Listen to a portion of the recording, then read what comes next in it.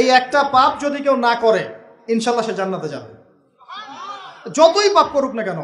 বাসায় মা বোন যারা আছে অনেকেই দেখা যায় চুল আশ্রয় চিরুনি পরে গেলে বলেই আজকে মেহমান আসবে। কি আসবে আজকে? মেহমান আসবে আজকে বললেই শিরক। বাসা থেকে বের হচ্ছেন, আপনার পাঞ্জাবিটা একটু আটকে গেছে, আপনার স্ত্রী বলছে একটু বসে যান, অমঙ্গল হতে পারে, বসেন, বাস মুশরিক, শিরক হয়ে গেল। মুসলিম সমাজে রন্ধ্রে রন্ধ্রে শিরক। এখন রাস্তাঘাটে উঠতে বসতে পেপার পত্রিকা খুললেই শিরক। পেপার খুলবেন রাশিফল, সিংহ রাশি কন্যা রাশি, দিনটা কেমন যাবে বিশ্বাস করলেই মুশরিক হয়ে যাবে। রাস্তার পাশে টিয়া পাখি দিয়ে ভাগ্য পরীক্ষা করছে, হাতটা দেখে দেন তো ভাই কি আছে, বললেই শিরক হয়ে যাবে। আংটি বিক্রি করছে, আংটি পরলে রোগ ভালো হবে, হাতে দিল রোগ ভালো হবে এই উদ্দেশ্যে, মুশরিক। হাতে দিয়েছে রোগ ভালো হবে, আমার ডায়াবেটিস ভালো হয়ে যাবে, বিসমিল্লাহ, ব্যাস মুশরিক, নাউজুবিল্লাহ। এই আকীদা নিয়ে পড়লেই মুশরিক। মুসলিম সমাজে অহরহ শিরক আছে। আর আবু জেহেলের যুগে কি ছিল ভাই? আবু জেহেলের যুগে অনেকদিন বলেছি মেজর 5টা সমস্যা ছিল। কয়টা? মেজর 5টা, মাইনর সমস্যা অনেক, মেজর 5টা। এক, আবু জেহেলের যুগের বেশিরভাগ মানুষ শিরক করতো। কি করতো ভাই? লাত, উজ্জা, হবল, মানাত এইসব মূর্তি পূজা করতো।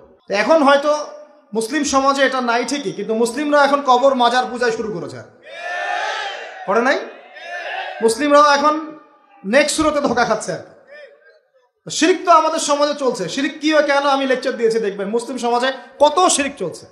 আবু জেহেলের যুগে শিরক ছিল, এগুলো বলতে থাকলে এটা নিয়ে আলোচনা করতে হবে। আলোচনার টপিক আমার আজকে অন্যরকম। আবু জেহেলের যুগে কি ছিল ভাই?